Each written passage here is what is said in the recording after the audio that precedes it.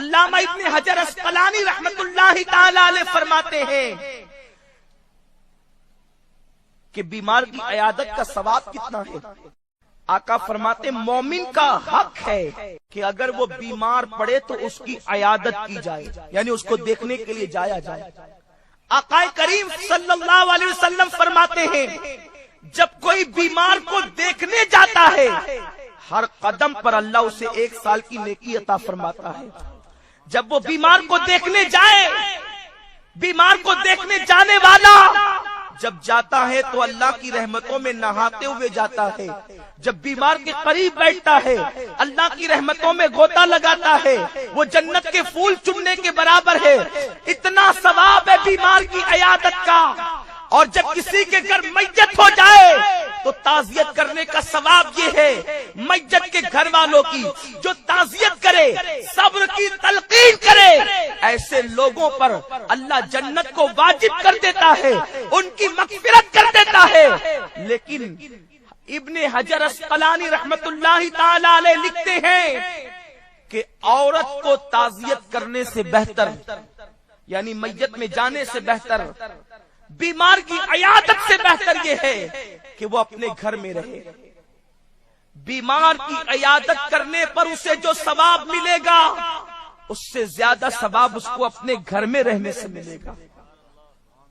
کسی کی میت پر تعزیت کرنے کا جو ثواب ملے گا وہ ثواب، اس سے زیادہ ثواب اس کو گھر میں رہنے سے ملے گا۔ اور ذرا سوچو تو صحیح، مسجد نبوی شریف میں نماز پڑھنا کس کی تمنا نہیں، اور پھر وہ بھی مسجد نبوی میں آقائے کریم کی اقتداء میں امام الانبیاء نماز پڑھا رہے ہوں، اور کوئی نماز پڑھے، خدا کی قسم وہ نماز کیا بلکہ نماز کی معراج ہے، وہ عبادت کیا عبادتوں کی معراج ہے، وہ سجدہ کیا سجدوں کی معراج ہے۔ لیکن میری بہنوں دل کے کانوں سے سنو، ایک خاتون میرے آقا کی بارگاہ میں آئی، عرض کیا یا رسول اللہ مجھے مسجد نبوی میں آپ کے پیچھے نماز پڑھنے کا شوق ہے۔ میرے آقا نے فرمایا میری مسجد میں نماز پڑھنے سے زیادہ افضل ہے کہ تو اپنے گھر کی کوٹھی میں نماز پڑھا کرے۔ آپ سے میں پوچھنا چاہتا ہوں وہ مسجد نبوی جہاں 1 رکعت کا ثواب 50,000 رکعتوں کے برابر ہو جاتا ہے، اور پھر کس کے پیچھے؟ امام الانبیاء کے پیچھے۔ آقا اپنے پیچھے نماز پڑھنے کی بجائے فرماتے عورتوں کو چاہیے کہ وہ اپنے گھر میں نماز پڑھے، میری مسجد میں نماز پڑھنے سے بہتر ہے۔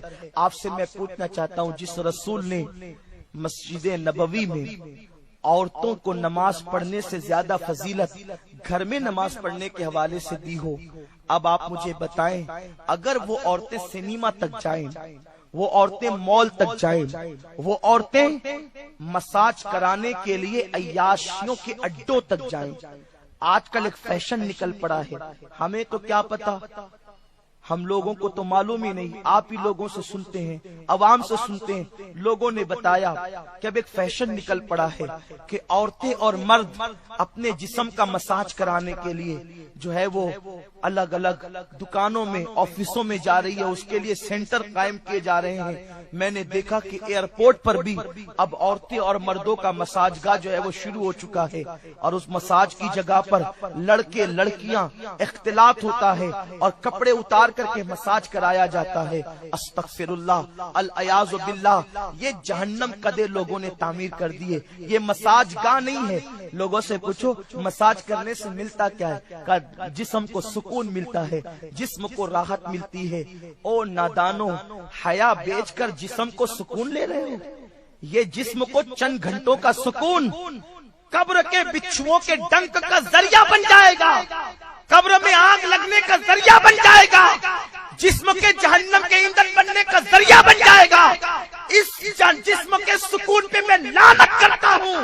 سنو، ہمارے رسول نے ہمیں محروم نہیں کیا، ہمارے رسول نے ہمیں بے سہارا نہیں چھوڑا، ہمیں تھکنے کے بعد کسی لعنتی مساج کی ضرورت نہیں ہے۔